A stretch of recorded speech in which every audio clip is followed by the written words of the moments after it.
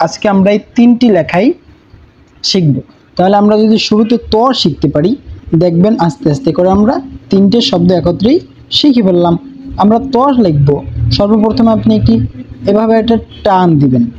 টান দেওয়ার পরে মাঝ বরাবর একটি গোল চিহ্ন দিবেন। গোল চিহ্নটি দেওয়ার পরে একটা কোণের চেয়ে একটা উপরে টান দিবেন। এরপরে এখান থেকে নিচে হালকা অর্ধেক এনে থামাবেন। এখান থেকে একটি সোজা রর মতো টান দিয়ে দিবেন। তাহলে আমাদের হয়ে গেল ত।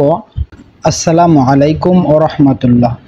প্রিয় ছাত্রছাত্রী ভাই ও বোনেরা, সকলকে আমাদের এই পেজ এবং চ্যানেলের পক্ষ থেকে মোবারকবাদ।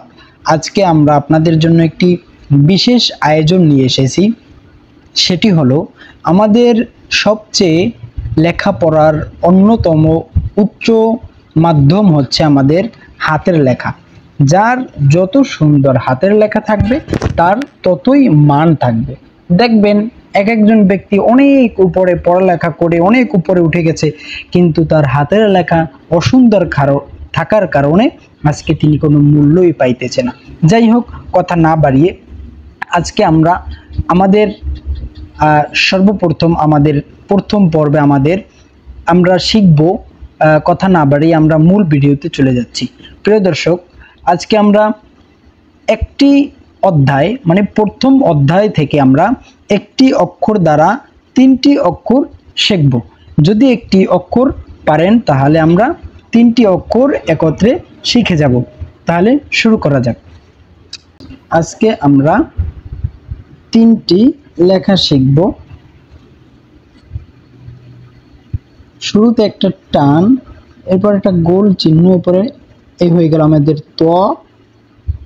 এরপরে আমরা লিখব স্বর ওয়া। এরপর আমরা লিখব স্বর আ।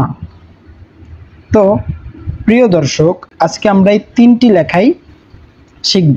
তাহলে আমরা যদি শুরুতে ত শিখতে পারি, দেখবেন আস্তে আস্তে করে আমরা তিনটে শব্দ একত্রেই শিখে ফেললাম। আমরা ত লিখব। সর্বপ্রথমে আপনি এভাবে একটা টান দিবেন। টান দেওয়ার পরে মাঝ বরাবর একটি গোল চিহ্ন দিবেন। গোল চিহ্নটি দেওয়ার পরে একটা কোণের চেয়ে একটা উপরে টান দিবেন। এরপরে এখান থেকে নিচে হালকা অর্ধেক এনে থামাবেন। এখান থেকে একটি সোজা রর মতো টান দিয়ে দিবেন। তাহলে আমাদের হয়ে গেল ত।